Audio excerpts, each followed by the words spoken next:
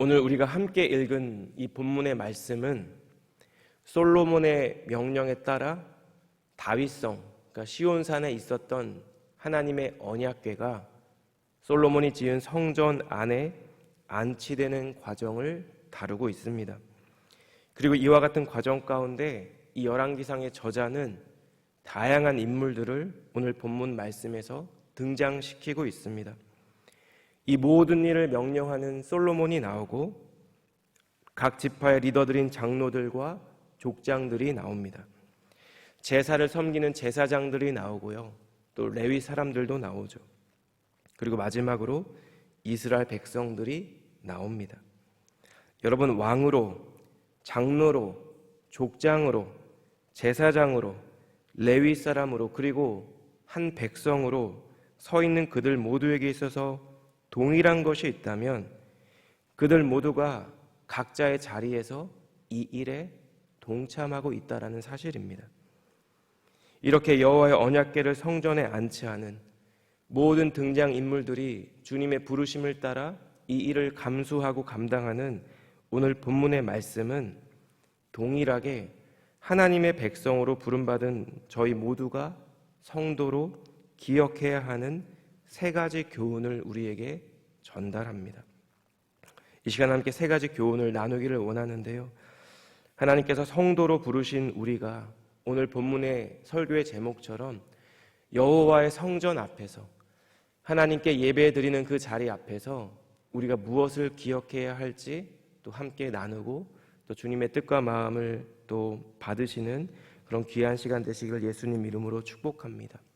첫 번째로, 성도는 하나님께서 부르신 자리에서 공동체를 섬기고 예배를 섬기는 자들이라는 것입니다. 오늘 본문 말씀 1절을 보시면 솔로몬 왕이 등장합니다. 여호와의 언약궤를 다윗성에서 메어 올리는 이 일을 감당하기 위하여 이스라엘의 장로들과 모든 지파의 족장들을 예루살렘으로 소집합니다. 그리고 2절을 보시면 솔로몬 왕의 소집을 받은 자들이 솔로몬 왕에게 모이죠. 4절을 보시면 언약궤와 기구 옮기는 일들을 제사장들과 레위 사람들이 담당하고 있음을 알려줍니다. 그리고 5절을 보시면 솔로몬 왕과 그 앞에 모인 이스라엘 회중들이 그 궤 앞에서 양과 소로 제사를 지냈는데 셀 수도 없을 만큼 많은 수의 양과 소로 제사를 드렸다라고 우리에게 전달하고 있습니다. 여러분, 혹시 영화 용어들 중에 줌인, 줌아웃이란 단어 들어본 적 있으시죠? 줌인은 뭐냐면 카메라의 위치를 고정한 채 렌즈의 초점거리를 변화시켜서 피사체, 그러니까 카메라가 담고 있는 대상에게로 점점 가까워지는 촬영 방법을 말합니다. 그럼 반대로 줌아웃은 무엇일까요? 점점 멀어지는 것이죠. 그런데 오늘 본문 1절에서 5절 말씀을 읽어보시면 마치 영화에서 한 장면을 줌아웃으로 촬영하는 것 같은 그런 느낌을 우리에게 전달한다는 것입니다. 맨 처음에 이 열왕기상의 나레이션은 솔로몬을 주목하고 있습니다. 그리고 솔로몬이 소집한 이스라엘 장로들을 보여주죠. 이어서 제사장들이 언약궤를 메고 레위 사람들이 성막 안에 모든 기구를 메고 올라가는 장면을 이어서 보여줍니다. 그리고 마지막으로 이스라엘의 모든 사람들이 셀 수도 없을 만큼 많은 양과 소로 여호와 하나님께 제사 드리는 장면을 보여주고 있습니다. 여러분, 점점 더 많아지는 이 등장인물들이 한 가지 일을 위해 함께 연합해서 쓰임받고 있다라는 사실을 이 열왕기상의 저자는 1절에서 5절 말씀을 통해 강조하고 있는 것입니다. 여러분, 사실 다윗이 언약궤를 보관하고 있었던 시온산과 솔로몬이 지은 성전은 직선거리로 700m밖에 떨어지지 않은 근거리였다라고 합니다. 따라서 여러분, 이 언약궤를 옮기는 일은 그렇게 많은 사람들이 필요한 일도 아니고 그렇게 많은 시간이 걸리는 일도 아니었을 것입니다. 그런데 여러분, 솔로몬에게 이 일은 결코 간단한 일이 아니었던 것 같습니다. 왜일까요? 이 언약궤라는 것이 하나님의 임재를 상징하며, 따라서 이러한 언약궤를 옮기는 일은 가벼운 마음으로 마치 간단한 일 하나 처리하듯 접근해서는 안 되는 일이었기 때문입니다. 아버지 다윗이 아비나답의 집에 무려 20년 동안 있었던 그 언약궤를 옮길 때 어떤 일이 있었죠? 소가 갑자기 뛰는 바람에 그 언약궤를 옮기던 우사가 이 언약궤를 손으로 잡게 되고 그 자리에서 죽게 됩니다. 아마도 솔로몬은 이 사건을 알고 있었을 것 같습니다. 이러한 이유로 솔로몬은 율법에 따라 제사장들이 언약궤를 어깨에 매도록 지시했습니다. 제사장과 레위 사람들이 나머지 거룩한 기구들을 직접 운반하게 하였습니다. 그리고 마침내 온 이스라엘 백성들이 함께 모여서 양과 소로 제사를 드렸습니다. 언약궤를 옮기고 함께 예배하는 오늘 이 본문의 말씀에서 우리가 주목해야 하는 것이 있습니다.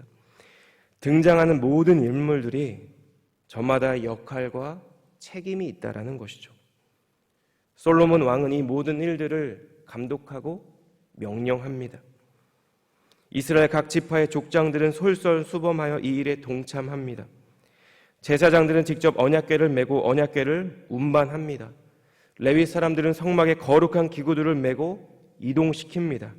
그리고 이스라엘 모든 백성들은 그러한 광경을 지켜보며 함께 여호와 하나님께 영광을 드리고 제사를 드립니다.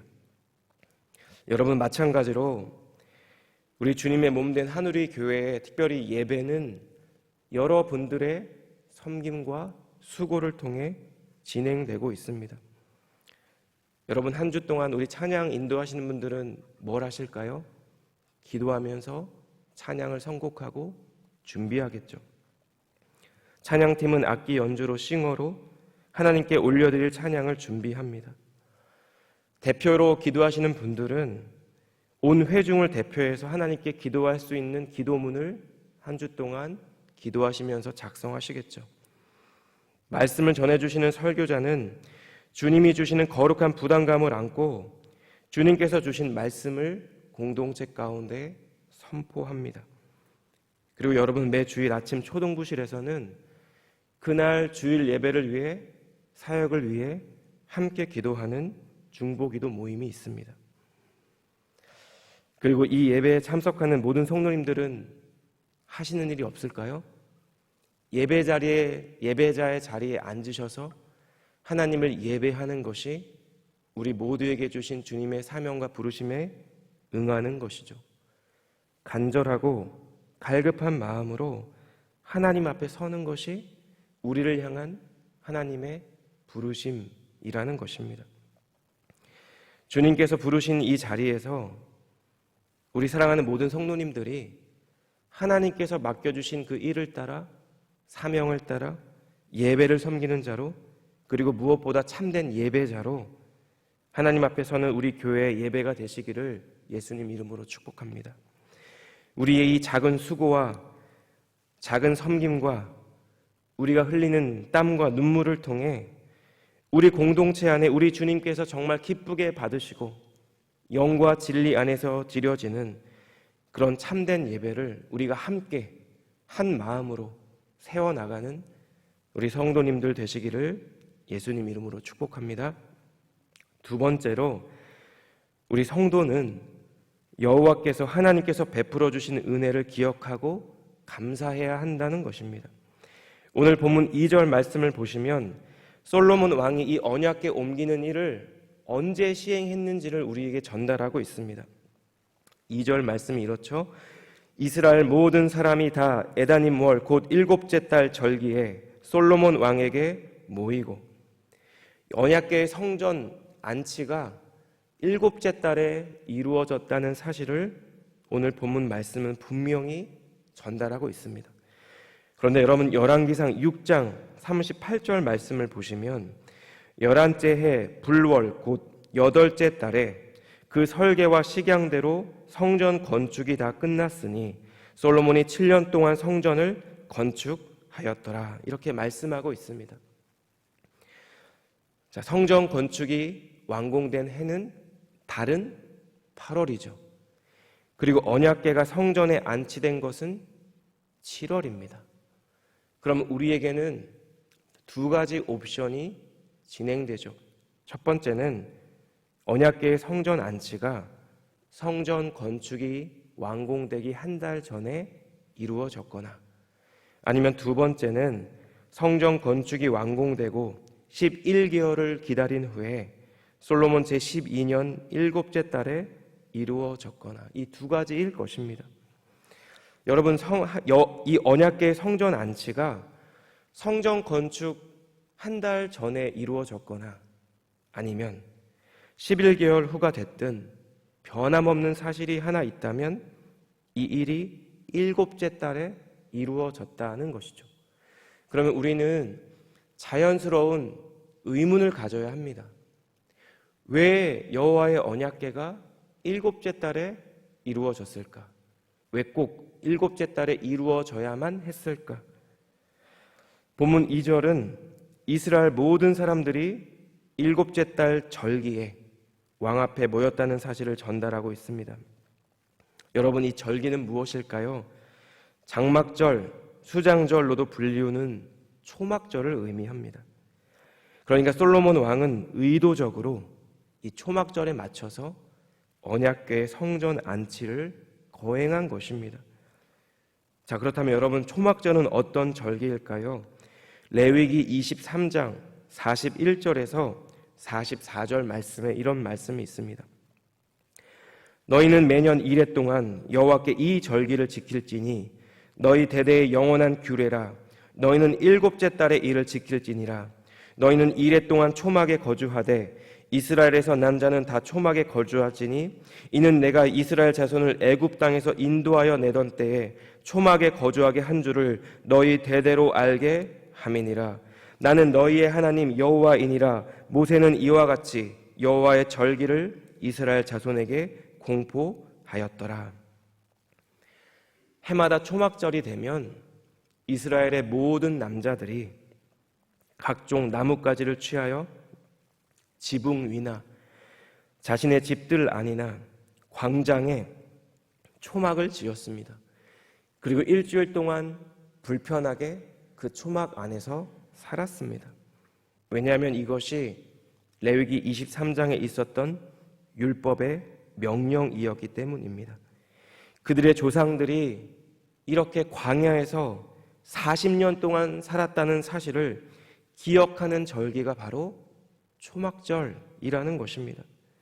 여러분, 광야 40년 세월 동안 낮에는 구름 기둥으로 밤에는 불 기둥으로 우리 조상들을 인도하신 그 하나님께서 어느덧 약속하신 가나안 땅에 잘 정착하게 하시고 그 약속의 땅에서 참된 안식을 누리게 하신 지금의 삶의 자리를 감사하며 하나님의 은혜를 기억하고 그런 은혜 가운데 주님께 예배하는 절기가 바로 초막절이라는 것입니다. 여러분, 따라서 초막절에 이 언약궤를 안치한다는 것은 이스라엘 백성에게 있어서 참된 안식과 참된 정착이 여호와 하나님께로부터 비롯된다는 것을 이 이스라엘 백성들에게 솔로몬 왕이 가시적으로 보여주고자 했다라는 것입니다. 그동안 광야 생활하는 가운데 부득이하게 이동용 성막에서 예배를 드려야 했던 그 이스라엘 백성이 이제는 하나님의 은혜 가운데 약속을 성취하시는 주님의 신실하심 안에서 광야 생활을 청산하고 새로운 시대를 맞이했다라는 그 분명한 사실을 이 일을 통해 보여주고자 했다라는 것입니다. 사랑하는 여러분, 그렇다면 동일하게 오늘날 하나님을 예배하는 저희 모두가 기억해야 하는 것이 있다면 무엇일까요? 성도인 우리가 늘 기억하고 늘 되새기며 늘 감사해야 하는 것은 하나님께서 우리를 위하여 어떤 일을 행하셨는가가 될 것입니다. 하나뿐인 아들을 이 땅에 보내주셔서 그 아들의 죽으심과 부활하심을 통해 우리를 구원해 주신 이 복음의 메시지가 우리가 영원토록 하나님 앞에서 기억하고 감사해야 하는 제목이라는 것입니다. 그리고 그 은혜에 더하여 우리의 삶의 자리에서 때를 따라 우리를 도우시고 우리를 인도하시며 우리를 함께 해주시는 그 하나님의 은혜를 기억하는 것, 이것이 성도인 우리가 마땅히 주님 앞에서 가져야 하는 마음의 태도라는 것입니다.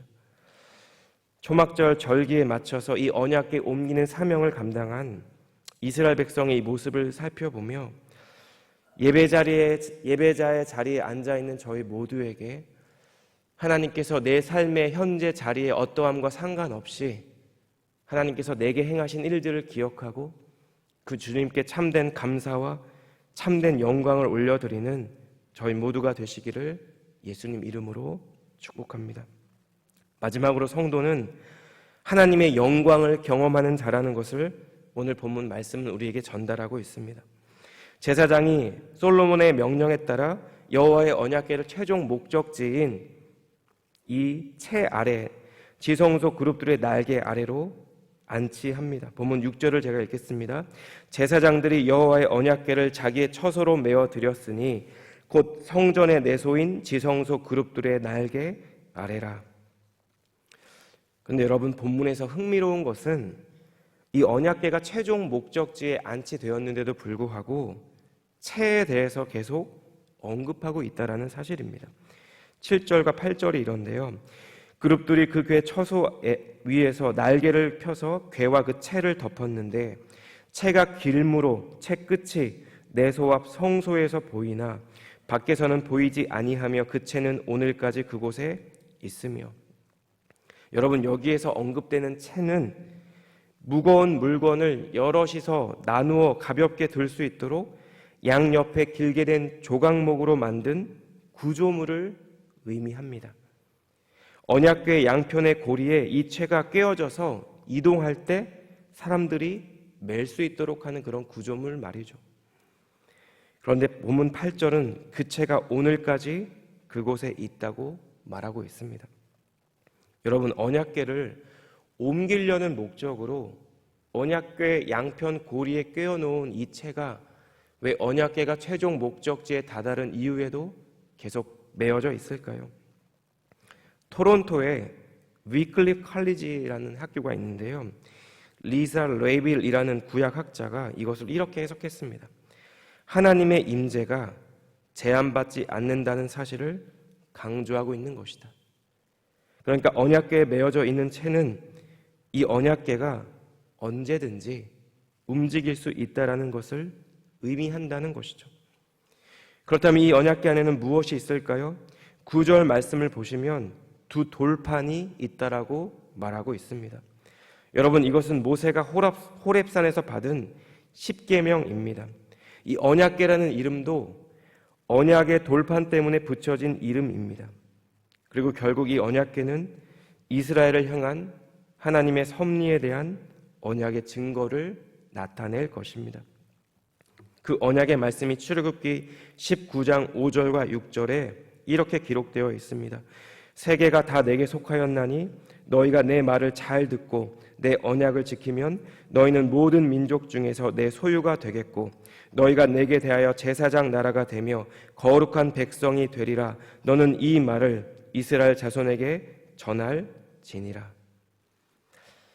따라서 여러분, 이 언약궤가 안치되어 있는 이 성전을 볼 때마다 이스라엘 백성들이, 하나님의 백성인 이 사람들이 늘 기억해야 하는 것은 그들을 향한 주님의 언약일 것입니다. 하나님의 언약 백성으로 하나님께서 세우신 이 언약을 기억하며 그 약속을 행하는 것이 자신들의 사명이라는 것을 기억해야 한다는 것이죠. 마침내 아무런 사건도 없이 언약궤를 옮겨서 성전에 안치하는 일이 끝나게 됩니다. 본문 10절과 11절 말씀을 보면 모든 일들을 마친 제사장이 성소에서 나올 때 성전에 구름이 가득하다라고 말하고 있습니다. 우리 10절과 11절 말씀 우리 함께 읽겠습니다. 시작. 제사장이 성소에서 나올 때